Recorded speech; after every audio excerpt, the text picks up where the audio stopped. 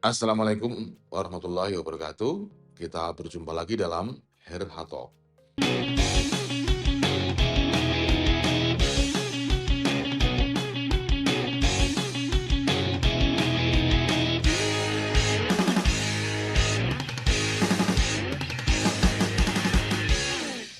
Kita akan membahas berbagai permasalahan, memberikan analisis, dan mencari solusi. Indonesia baru, Indonesia masa depan, Indonesia kita.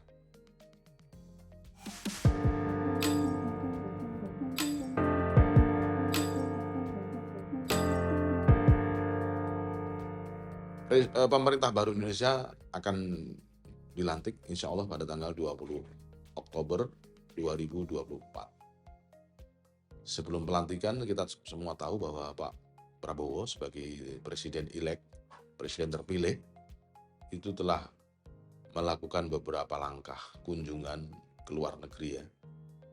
Dari mulai pertama beliau terpilih langsung berkunjung ke China, yang kemudian dilanjutkan dengan ke Jepang. Kemudian juga Presiden-elek Pak Prabowo itu mengadakan kunjungan ke Timur Tengah, ketemu dengan beberapa royal family, berkunjung ke Turki kemarin, berkunjung ke Rusia, kunjung ke Eropa, dan banyak lagi yang lainnya. Saya ingin menggarisbawahi bahwa Pak Prabowo memiliki concern yang luar biasa dalam isu internasional. Pak Prabowo memiliki perhatian khusus dalam membangun perdamaian. Bahkan dalam kapasitas beliau sebagai Menteri Pertahanan, beliau mengirim kapal rumah sakit ke Gaza walaupun belum sampai di sana ya, masih belum ditolak oleh rezim pemerintahan Israel. Tapi itu menunjukkan bahwa Pak Prabowo memiliki minat khusus, memiliki concern khusus dalam isu-isu internasional. Bagaimana kira-kira pemerintah baru Indonesia di dalam melihat konflik Rusia dan Ukraina ini?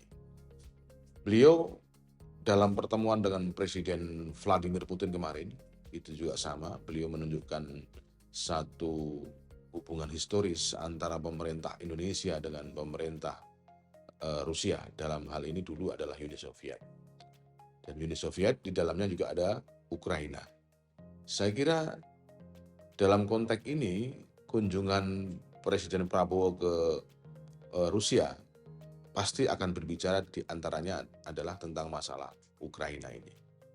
Apa yang bisa dilakukan di Indonesia? Saya kira Presiden Putin beberapa kali mengirim pesan bahwa Rusia siap berdamai dengan Ukraina. Rusia tidak pernah punya minat untuk mencaplok Ukraina. Kenapa? Karena memang pada dasarnya hubungan Ukraina dan Rusia ini dekat. Dari sisi historis, dari sisi politik dan sebagainya sangat dekat. Karena dulu namanya Rusia dan Ukraina itu satu, dalam konteks tradisi mereka satu, yaitu namanya tradisi Kievan Rus Kiev. Artinya ada hubungan yang persaudaraan yang kuat antara dua negara ini sebenarnya. Hanya karena problem geopolitik, seperti dulu Jerman terbelah dua juga antara Jerman Timur dengan Jerman Barat pasca Perang Dunia Kedua, maka pasca Perang Dingin yang kemudian berlanjut dengan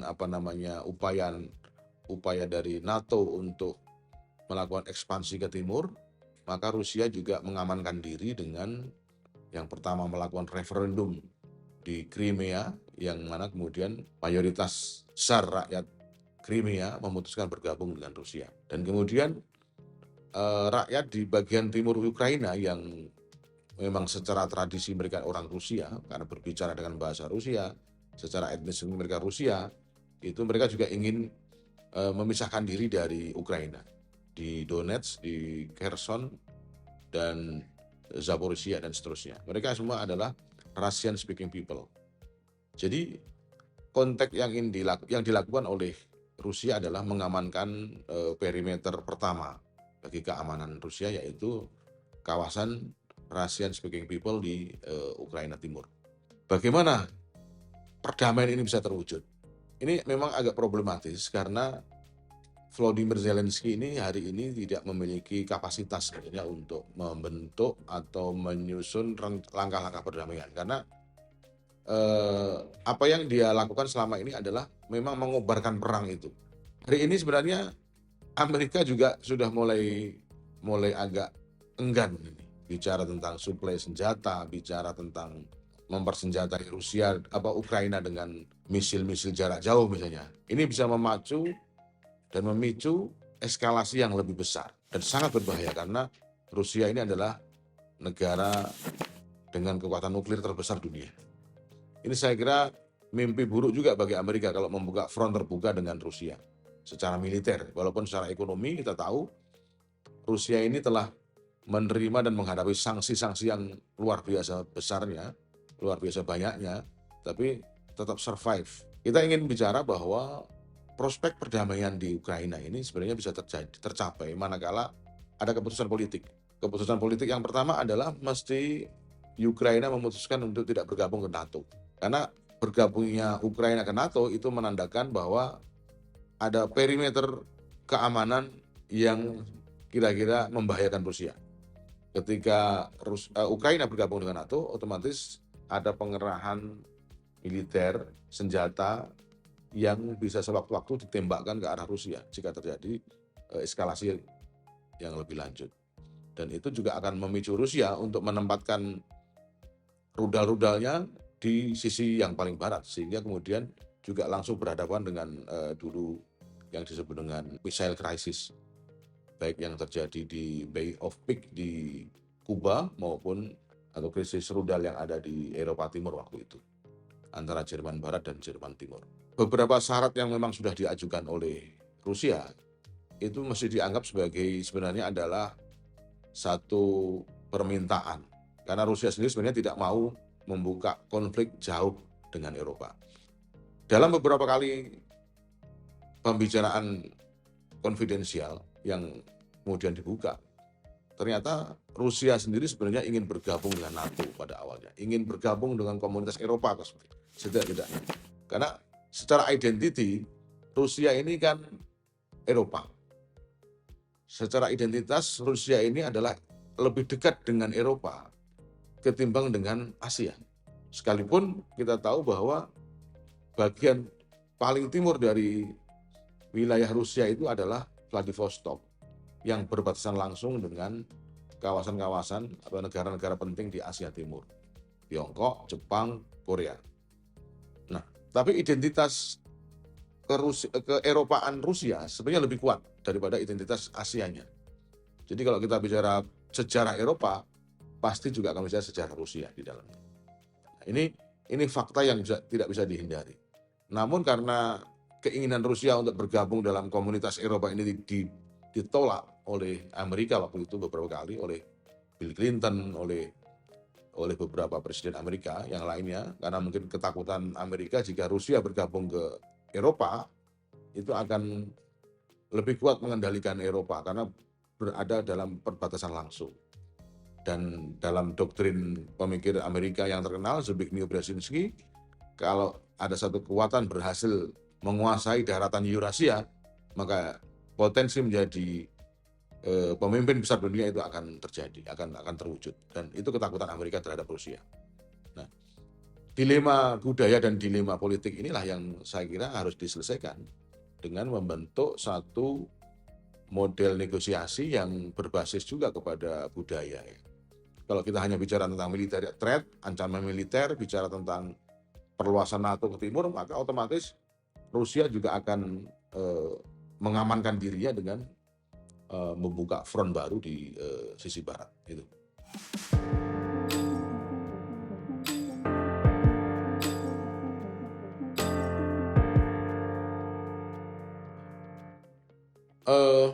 Suara-suara dari masyarakat Ukraina juga perlu didengar.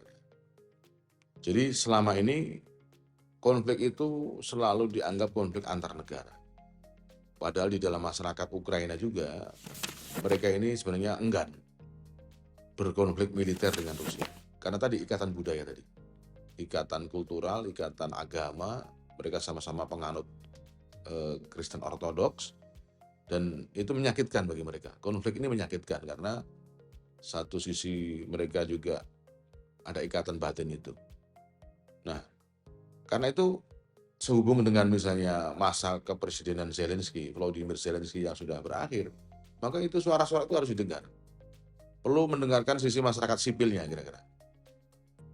Hari ini terjadi perpindahan massal penduduk Ukraina ke negara-negara tetangga karena mereka tidak mau berperang itu, mereka tidak mau bertempur. Sama juga di Rusia sebenarnya ada keengganan bertempur juga karena mereka merasa Ukraina ini saudara juga gitu. Kita tahu banyak juga orang Rusia yang pergi karena nggak mau ikut wajib militer gitu. Nah, suara-suara seperti itu perlu didengar.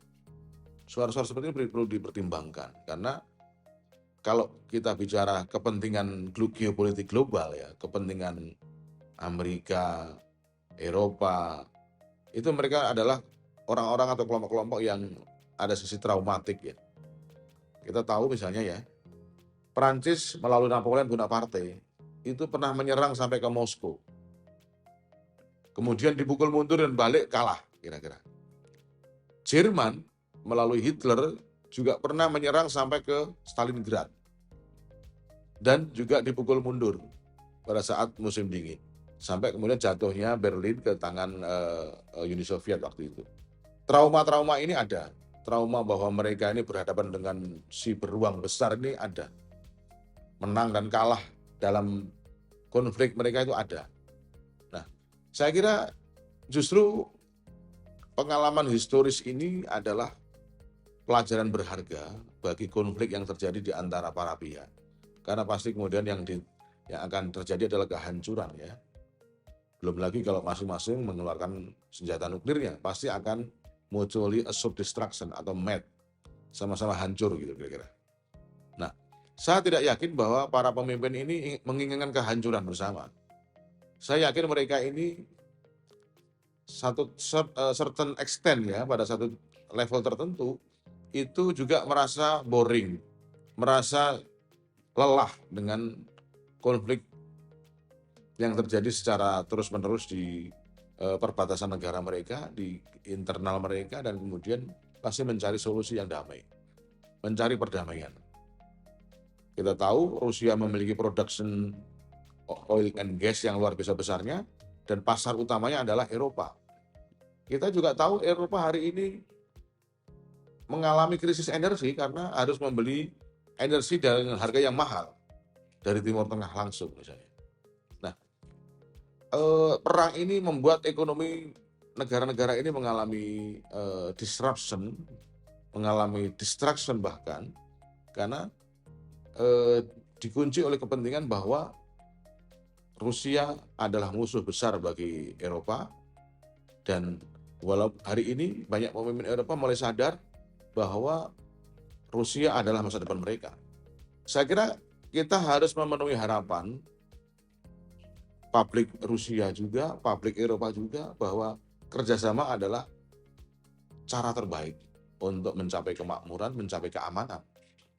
Walaupun kita juga tahu bahwa ada military industrial complex yang ada di Rusia, ada di Amerika, ada di negara-negara itu yang memang mendapatkan value itu dari perang.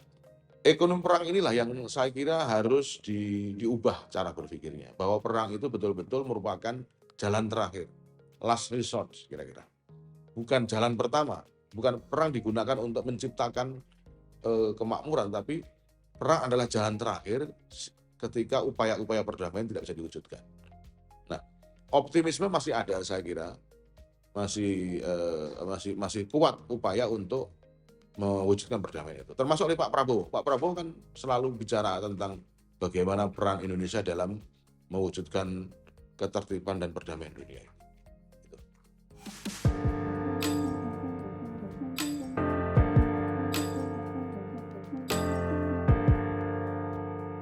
Itu adalah kesempatan sebenarnya untuk mengatakan bahwa publik Ukraina tidak hanya bisa diwakili oleh Zelensky. Zelensky bukan representasi sah dari Ukraina hari ini. Karena itu harus mendengarkan suara-suara publik yang ada di Ukraina. Nah, apakah mungkin Ukraina mengadakan pemilu segera? Saya kira masyarakat Ukraina ini sudah punya putusan, sudah punya pilihan tentang apakah mereka akan membangun jalan damai atau jalan konflik dengan Rusia tadi. Dilema politik inilah yang harus segera diselesaikan agar apapun langkah perdamaian yang disusun besok ini mendapatkan legitimasi dari rakyat Ukraina dan kemudian diterima oleh publik Rusia, dan sehingga Putin itu bisa punya cukup alasan untuk menghentikan upaya-upaya agresi terhadap wilayah-wilayah Ukraina yang lain. Gitu.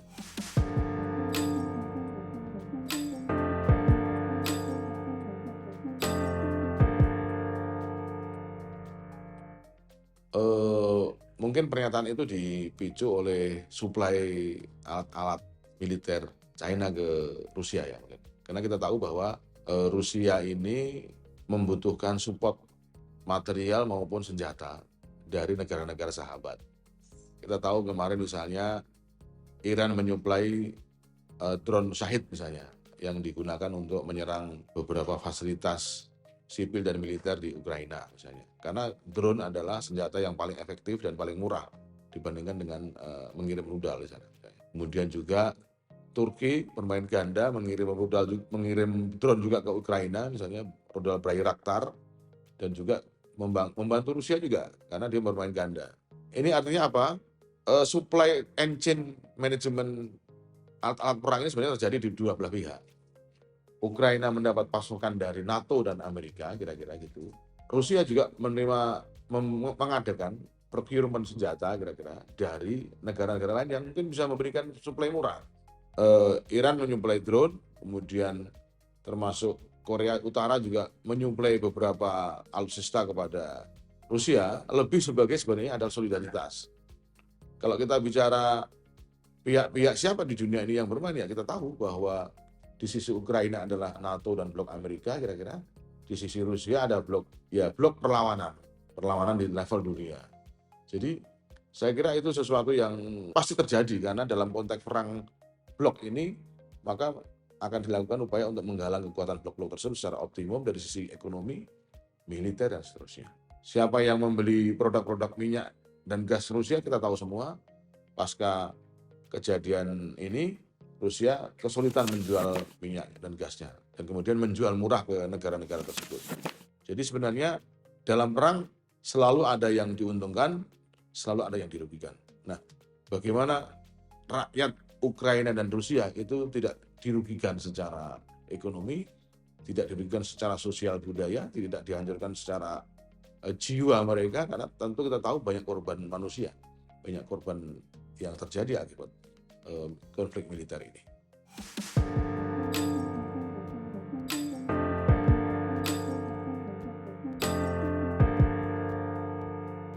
Ya, dalam waktu dekat akan segera ada pemilihan bulan November ya, pemilihan Presiden Amerika. Pertanyaan saya adalah, apakah mungkin sebuah hasil pemilu di Amerika itu mempengaruhi secara total konflik yang sudah terjadi? Karena hari ini Amerika sudah terjebak sebenarnya. Amerika sudah terjebak ke dalam medan konflik yang tidak berkesudahan. Jadi mau yang menang Demokrat, yang mau menang Republik, hari ini faktanya sudah ada di lapangan, sudah ada di medan tempur Eropa Timur dan di Timur Tengah terutama, dan nanti di Asia Timur. Karena kemudian gini, oke, ada perbedaan pendekatan. Biasanya kalau Republikan itu lebih pada menjaga dalam negeri, kalau Demokrat itu luar negeri. Tetapi sekali lagi Amerika tersandera sebuah keputusan. Kalau dia tinggalkan medan Ukraina, sekali lagi dia akan menghadapi namanya distrust, mengalami namanya krisis dan defisit kepercayaan di kalangan negara-negara sekutu. Pada awalnya Amerika yang memprovokasi negara-negara Eropa untuk memutus hubungan dengan Rusia, hari ini dia misalnya Donald Trump mengakhiri perang dengan begitu saja, maka akan ada semacam kekecewaan. Kok kita ditarik masuk ke dalam medan perang, tapi kemudian ditinggalkan begitu saja. Ya, ini dilema kepemimpinan Amerika, dilema trust leadership ini. Saya kira kemudian disinilah perlunya namanya Amerika untuk melakukan reorientasi. Perlunya untuk menerima realitas-realitas baru, di mana Amerika tidak lagi menjadi the sole superpower. Amerika tidak lagi menjadi satu-satunya superpower yang bisa mendikte dunia. Karena faktanya adalah bahwa China dengan kekuatan ekonomi, militer, dan persekutuan jaringannya itu tidak bisa diabaikan. Kalau kata seorang Profesor Kisor Mahbubani, Amerika tidak boleh salah paham. Barat tidak boleh salah memahami pertumbuhan kekuatan-kekuatan baru yang ada di dunia. Justru Amerika harus menjadi garansi terhadap dunia baru, dunia multilateral baru ini. Kalau Amerika menahan majunya Cina, menahan majunya dunia lain, maka dipastikan bahwa corak pertumbuhan ke depan adalah corak konflik, corak clash yang tentunya akan merugikan Amerika. Ada namanya second chance, kesempatan kedua bagi Amerika untuk menata kembali cara berpolitiknya, cara dia membangun stabilitas dunia, cara untuk mewujudkan dunia baru yang lebih terbuka dan lebih bisa dirasakan oleh seluruh masyarakat dunia.